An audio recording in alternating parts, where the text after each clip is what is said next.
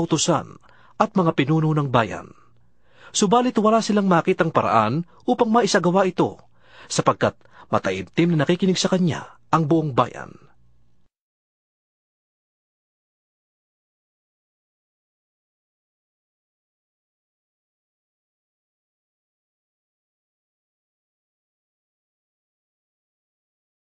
Ika-20 kabanata.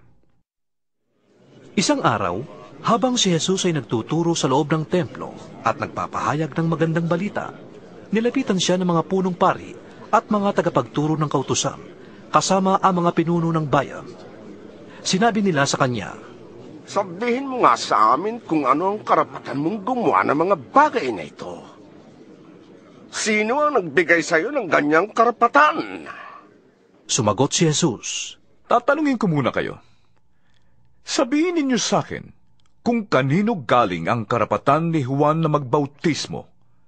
Sa Diyos ba o sa tao? At nag-usap-usap sila.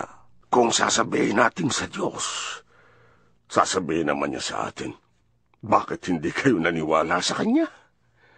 Subalit kung sasabihin naman natin mula sa tao, babatuin tayo ng mga tao, sapagat naniniwala silang propeta si Juan. Kaya't ang sagot na lamang nila ay, Hindi namin alam. Kaya't sinabi ni Jesus sa kanila, Kung gayon, hindi ko rin sasabihin sa inyo kung sino ang nagbigay sa akin ng karapatang gawin ang mga ito.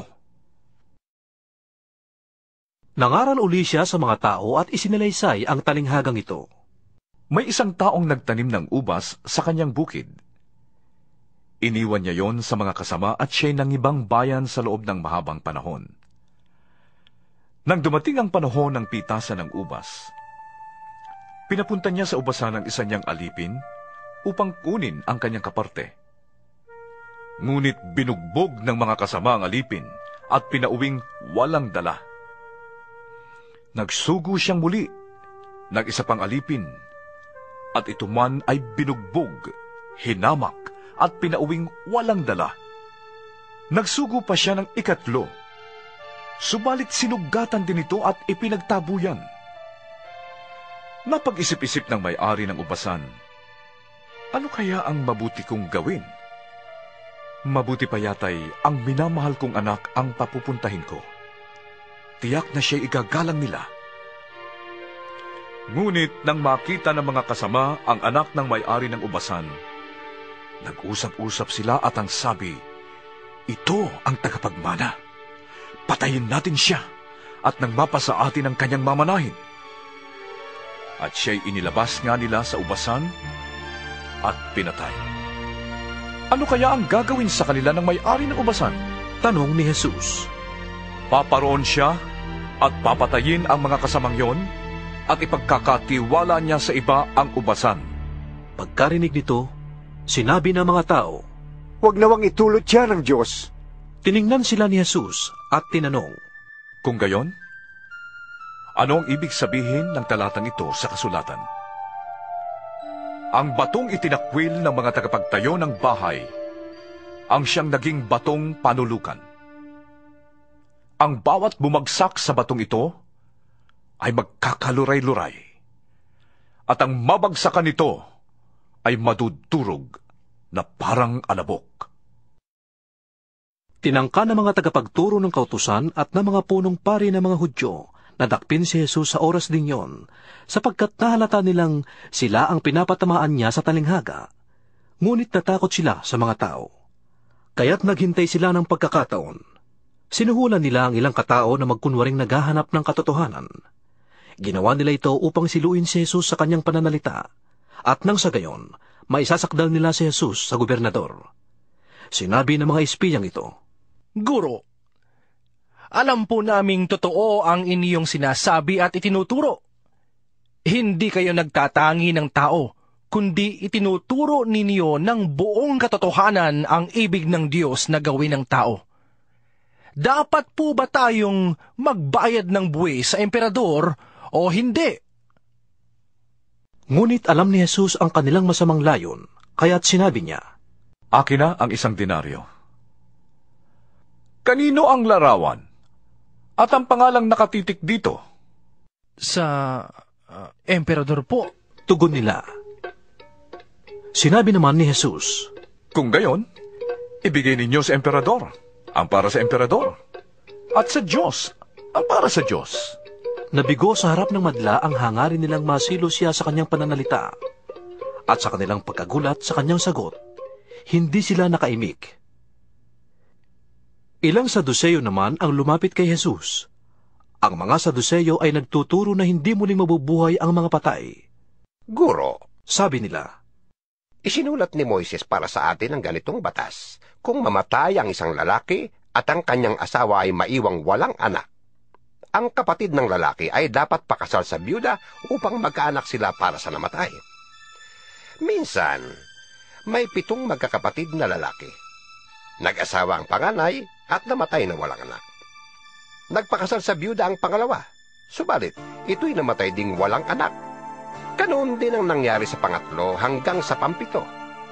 Sila'y isa-isang napangasawa ng babae at pawang namatay na walang anak. Sa kahuli-hulihan po'y namatay naman ang babae. Ngayon, sa muling pagkabuhay, sino po sa 7 ang kikilalaning asawa ng babae? Yamang silang lahat ay napangasawa niya. sumagot si Jesus. Sa buhay na ito, ang mga lalaki at mga babae ay nag-aasawa. Ngunit sa kabilang buhay, ang mga magiging karapat-dapat sa muling pagkabuhay ay hindi na mag-aasawa. Hindi na rin sila mamamatay, sapagkat matutulad sila sa mga anghel. Sila'y mga anak ng Diyos, yamang sila'y kabilang sa mga muling binuhay. Maging si Moises ay nagpapatunay na muling binubuhay ang mga patay, sapagkat sa kanyang kasaysayan, tungkol sa nagliliyab na mababang puno, ang Panginoon ay tinawag niyang Diyos ni Abraham, Diyos ni Isaac, at Diyos ni Jacob. Kaya't ang Diyos ay hindi Diyos ng mga patay, kundi ng mga buhay. Sa Kanya'y buhay ang lahat. Sinabi ng ilan sa mga tagapagturo ng kautusan. Guro, magandang sagot ninyo. At mula noon, ay wala nang nangahas na magtanong sa kanya. Si Jesus naman ang nagtanong sa kanila. Paano nasasabi ng mga taong ang Mesyas ay anak ni David? Si David na rin ang nagsabi sa aklat ng mga awit, sinabi ng Panginoon sa aking Panginoon, maupo ka sa aking kanan, hanggang sa ang mga kaaway mo ay gawin kong tuntungan ng iyong mga paa. Ngayon, kung Panginoon ang tawag ni David sa Mesyas, bakit sinasabi ng mga taong siya'y anak ni David? Habang nakikinig ang lahat kay Jesus, sinabi niya sa kanyang mga alagad, mag-ingat kayo sa mga tagapagturo ng kautusan na mahilig lumakad ng may mahahabang kasuotan at gustong-gustong pagpugayan sa mga liwasan. Ang ibig nila'y ang mga tanging luklukan sa sinagoga at ang mga upuang pandangal sa mga handaan. Kinakamkam nila ang kabuhayan ng mga byuda at ang mahahaba nilang dasal ay mga pagkukunwari lamang. Dahil diyan, lalo pang bibigat ang parusang ikagawad sa kanila.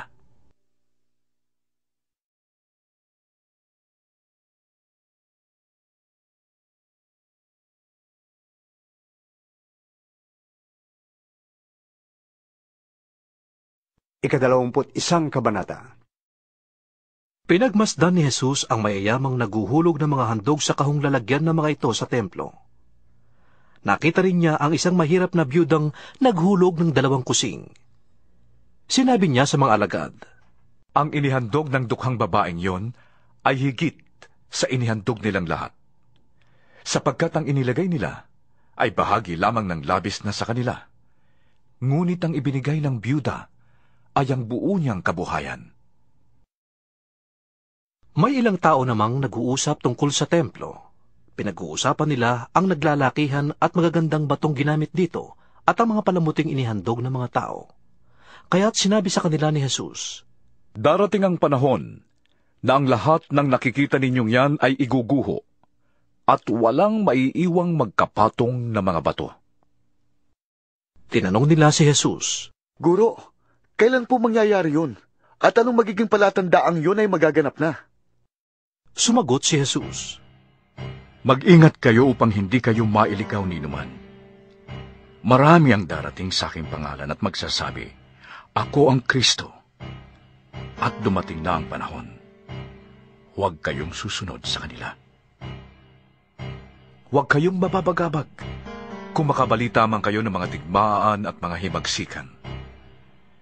Dapat munang mangyari ang mga iyon, ngunit hindi darating kaagad ang wakas. At sinabi pa niya, Makikipagdigma ang bansa laban sa kapwa-bansa at ang kaharian sa kapwa-kaharian. Magkakaroon ng malalakas na lindol, ng taggutom at mga salot sa iba't ibang dako. May lilitaw na mga kakilakilabot na bagay at mga kakilakilalas na tanda buhat sa langit. Ngunit bago mangyari ang lahat ng ito, kayo'y huhulihin at uusikin. Kayo'y lilitisin sa mga sinagoga at ipabibilanggo. At dahil sa pagsunod ninyo sa akin, isasakdal kayo sa harap ng mga hari at mga gobernador. Iyon ang pagkakataon ninyo upang makapagpatotoo tungkol sa akin. Ipanatag ninyo ang inyong kalooban at huwag ninyong isipin kung paano ninyo ipagtatanggol ang inyong sarili. Sapagkat bibigyan ko kayo ng katalinuhan at ng pananalitang hindi kayang tutulan o pabulaanan ng sinuman sa inyong mga kaaway.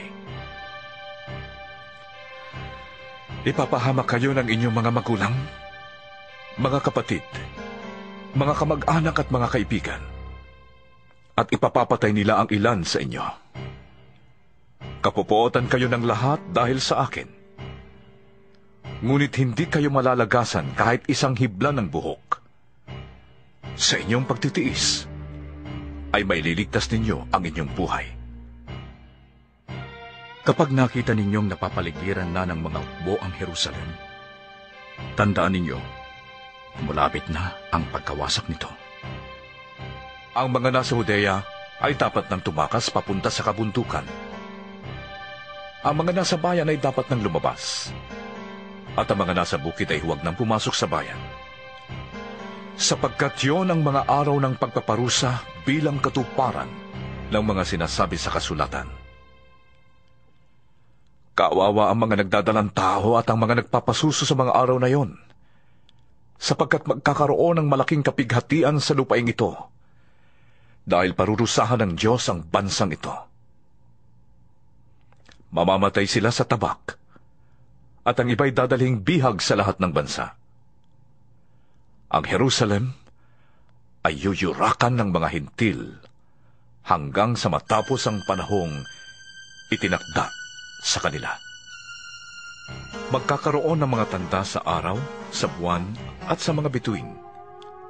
Sa lupa, ang mga bansa ay masisindak at malilito dahil sa ugong at mga daluyong ng dagat.